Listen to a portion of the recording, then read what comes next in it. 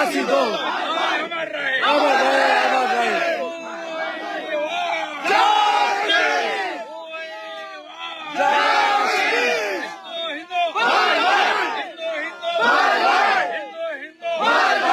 ये আপনাকে বলি এটা একটা ভয়ঙ্কর নিন্দা এবং গোটা খড়গপুর সহ মেদিনীপুরের যারা শুনতে পাচ্ছে সমগ্র হিন্দু সমাজ এটা নিয়ে ক্ষুব্ধ। হিন্দু যুবকরা তারা থানা ঘিরতে চাইছে, আন্দোলন করতে চাইছে, করা উচিত। সম্পূর্ণভাবে সিসিটিভিতে দেখা যাচ্ছে এখানকার তৃণমূল কাউন্সিলর ফিদা হোসেন তার বাহিনী এই নৃশংস কি করছো? পুলিশ কাকে অ্যারেস্ট করেছে কেউ জানে না। জাভেদ সহ মূল অ্যাকিউজডরা কেউ গ্রেপ্তার হয়নি। এফআইআর কাকে দিয়ে লিখিয়েছে পরিবার এখনো জানে না। বিশেষ করে পরিবারের পিতা মাতা তারা নিজেরা অসুস্থ, তাদের একমাত্র দেখা শোনা ভরণ পোষণ সবটাই উদয় করত এবং ওনাদের বাড়ির আরেকজন যে আছেন সন্তান অর্থাৎ জামাই এবং তার মেয়ে তারা পাঞ্জাবে আর্মিতে কাজ করেন, ওখানে থাকেন। স্বাভাবিকভাবে পুলিশের ভূমিকাতেও প্রশ্ন উঠছে।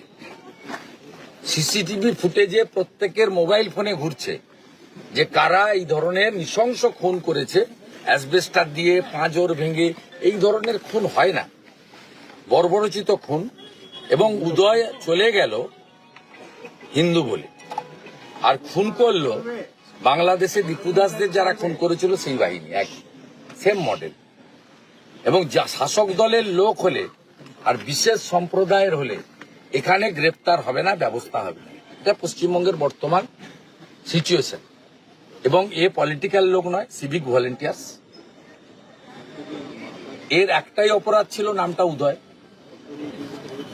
তাই জাভেদরা খুন করেছে, ফিদা হোসেনরা খুনিদের প্রশ্রয় দিচ্ছে। আমরা পরিবারের পাশে দাঁড়ানোর জন্য এসেছি। সমস্ত হিন্দু সংগঠন থেকে দাঁড়িয়েছে, সমস্ত রাষ্ট্রবাদী সংগঠন এসেছে। আমি রাজ্যের বিরোধী দল নেতা, স্থানীয় কাউন্সিলরদের নিয়ে আমরা উপস্থিত হয়েছি। আমাদের একটাই বিষয়, এফআইআরটা ঠিকঠাক করে করতে হবে, সেটা আমরা করব। বিচার শাস্তির দাবিতে লড়াই হবে। পুলিশ শাস্তি না দিলে আদালতের আশ্রয় নেবে পরিবার এবং তার পিতা মাতাকে সুস্থ রাখার জন্য চিকিৎসার দায়িত্ব আমরা নিচ্ছি। সরকার কি করবে আমরা জানি না। আমরা শুনেছি, জেনেছি সরকার বলে যে সিভিক ভলেন্টিয়ার্সরা কর্মরত অবস্থায় মারা গেলে 5 লক্ষ টাকা ক্ষতিপূরণ দেয়, সেটা সরকারের ব্যাপার। আমরা সরকারের জন্য অপেক্ষা না করে আমরা তাদের পরিবারকে অর্থনৈতিকভাবে সহযোগিতা করার সিদ্ধান্ত নিয়েছি। আজকে কিছুটা সহযোগিতাও করেছি এবং এখানকার স্থানীয় একটি যুবককে, বেকার যুবককে আপাতত তার বাবা মাকে দেখার জন্য আমি অস্থায়ীভাবে পরিবারে বেসরকারিভাবে তাদেরকে নিয়োগ করে দিয়ে গেলাম, যাতে পরিবার ঠিক থাকে। এখানকার নাগেশ্বর ভাই আমার কন্ট্যাক্টে থাকবেন, পরিবারকেও আমি নাম্বার দিয়ে গেছি। আমরা সমস্ত রকম সহযোগিতা করব। এবং পুলিশ যদি পরিবারের কাছ থেকে স্টেটমেন্ট নিয়ে ভিডিও ফুটেজ অনুযায়ী ফিদা হোসেন অ্যান্ড হিজ গ্যাংকে গ্রেপ্তার না করে, তাহলে নিশ্চিত থাকুন বৃহত্তর সংগ্রাম হবে, রাজনৈতিক পতাকা সরিয়ে সংগ্রাম হবে, হিন্দু ধ্বজ নিয়ে সংগ্রাম হবে, হিন্দু হিন্দু ভাই ভাই স্লোগান নিয়ে সংগ্রাম হবে। এবং তার জন্য এই জেলার পুলিশ সুপার, খড়গপুরের পুলিশ অফিসাররা দায়ী থাকবে। দাদা একটা বিষয়, কালকে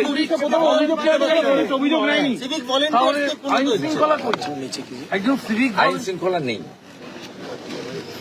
আইন শৃঙ্খলা নেই, আইন শৃঙ্খলা থাকতে পারে না।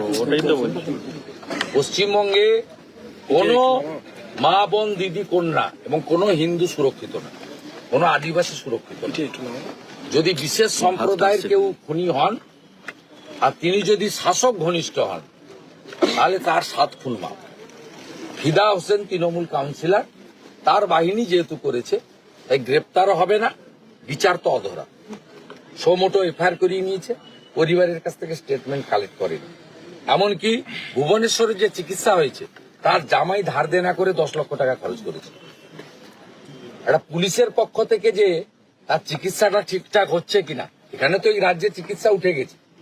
স্বাস্থ্য সাথীতে কারো চিকিৎসা হয় না, স্বাস্থ্য সাথীর কার্ড বাইরে চলেও না, আয়ুষ্মান ভারত রাজনীতি করে চালু করতে দেননি। এখানে মারা গিয়েও তো শান্তি নেই, তার জামাই ধার দেনা করে করেছে। এরা এত অমানবিক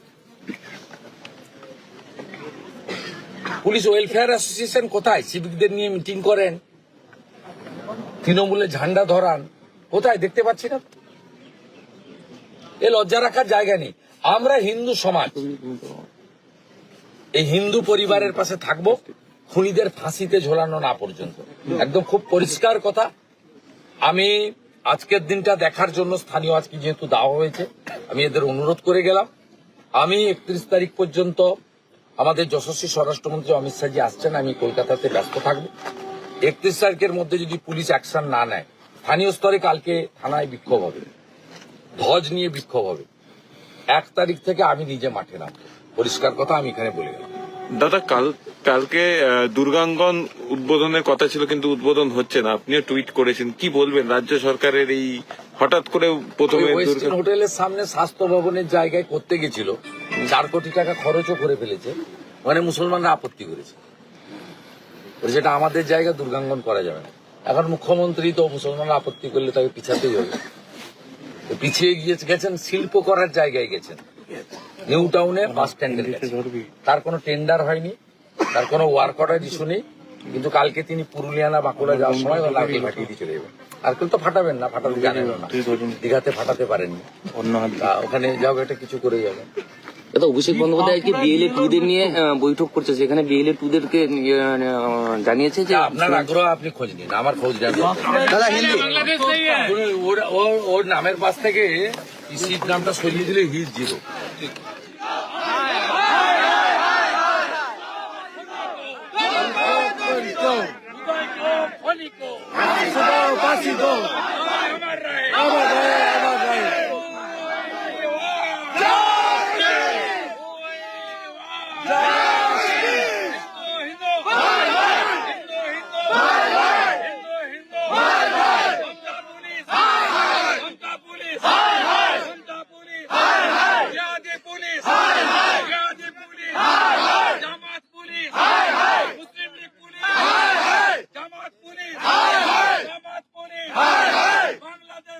बनाने दूंगा, बांग्लादेश नहीं बनाने दूंगा।